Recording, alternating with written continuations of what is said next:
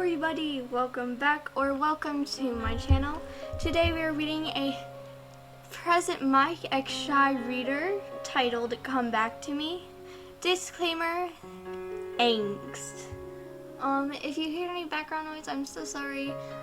My cat's currently in my room looking at me like, what the heck are you doing, human? Because she wanted attention and my younger brother's screaming in his room.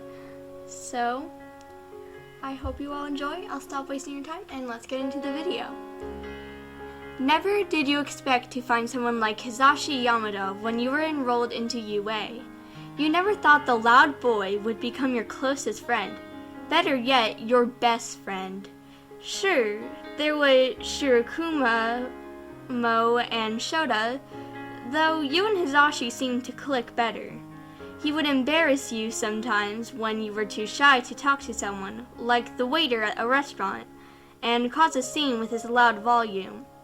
He would also try his best to bring up your confidence, trying to be that boost you didn't have.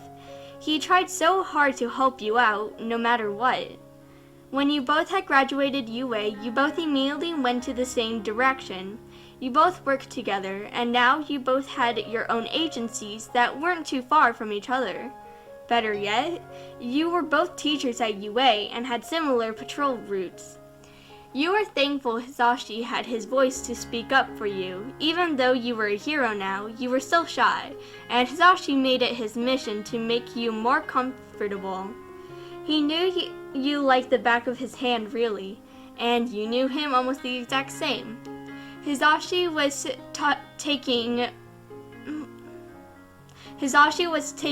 walking beside you during patrol. He was smiling, standing tall, and even joking a bit. You listened, laughing a little at the jokes, even if they were corny and terrible, and looked around for anything and everything. After a while, Hisashi looked at you. He adjusted his glasses before stopping in front of you. You know, YN, the man spoke, smiling. You've been kind of quiet lately. Something on your mind? Huh? You looked up at him in confusion, blinking once or twice. I have? I didn't notice. What are you thinking about, He inched closer, teasing you a little as he poked your forehead. What's keeping you from looking at the big picture? Leaving his finger on your forehead, he tilted his head. You nervously looked up at him, then smiled a little. I was just thinking, you explained, making Hisashi's eyes widen and tilt a little more and get closer. He was just begging you to continue in more detail. About how far we've gone together since we were kids and all. He took a step back, his smile brighter than the sun at this point. That's all? He laughed. Living in the past a bit, He tilted his head again, hands on his hips. I do that too. You nodded and glanced to the side. I know. You laughed a little. Maybe later we should go find Shota and we could all hang out at my place. Hisashi nodded. Sounds like a plan. I can help with the food. He began to walk ahead, you right behind. How long has it been since we all got together for a night? A few months? You nodded a little, smiling softly. Shota was usually the big brother to you, honestly. He talked with you, trying to give advice if you needed it. He knew about your crush, Hisashi, and little did he know, he also knew Hisashi's. You thought. 4 months, I think? That's quite a long time, he said, looking back at you. He turned around and began to walk backwards carefully. What do you think the snack should be? Do you want some of your favorite snacks? Oh, how about... Your ears rang, eyes growing wide. It took only a second and you still couldn't register it fast enough.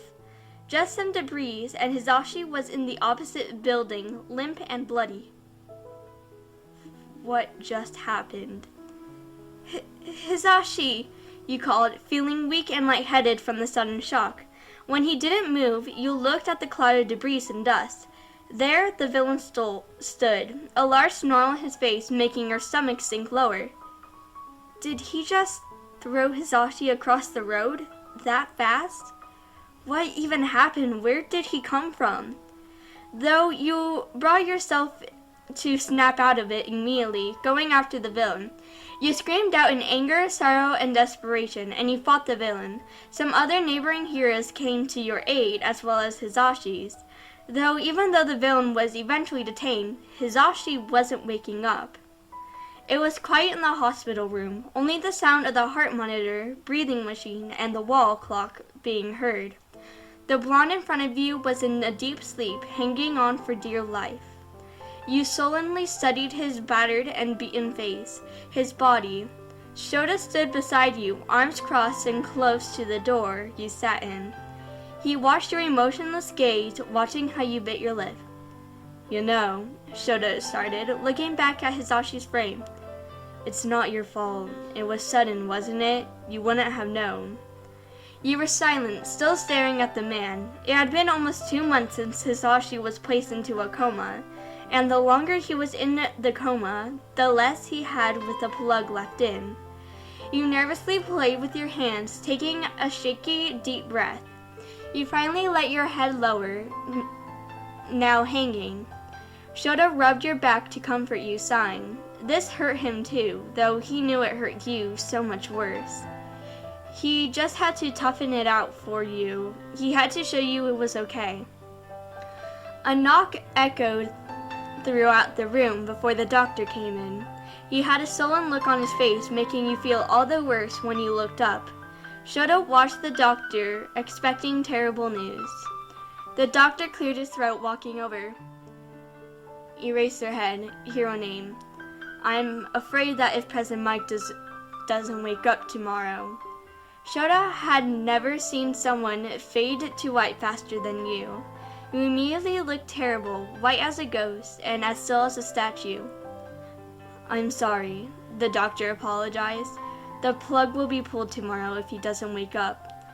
I give you luck and Godspeed. He bowed his head and left. You were absolutely broken. Was this for real? Were you really going to lose your second childhood friend? You began to sob, crumbling from your own weight. Shota tried to keep his tears from slipping, though a few did. He went to you and hugged you tight, in which you tried your best to return. Though given that it was getting late, it was time for Aizawa's patrol. He left you with Hisashi on his deathbed, leaving you alone. You gulped, taking Hisashi's cold hand and laying your head on his stomach. You looked up at Hisashi, sniffling in your cries. You gulped and opened your dry mouth. Hisashi, you spoke weakly, hesitantly cupping his cheek. You made my life amazing. You are the best friend I always wanted and more. I love you, Hisashi. You whimpered, lip quivering. Please, please wake up. I don't know what I would do without you. Me neither. You froze and sat up slowly, shaking as you pulled your hand away from his cheek. Hisashi's eyes slowly fluttered open, a smile weakly spreading across his face. Hisashi! You gasped. Standing up, you cupped his cheeks again, looking into his icy eyes. He coughed out a weak laugh, and you immediately broke down crying. Hisashi! You hugged him, face bearing into his chest to cry. He weakly laid an arm around you, patting your back. He coughed a little before chuckling weakly. I love you too, FN, he spoke weakly. So much. You cried even harder. He was alive. He was awake, and he wasn't going to die. He also loves you, which was a bonus after everything that happened. He was here now, really here, and he had you. Alright, I almost started crying during that. Fun times. And my cat's asleep now.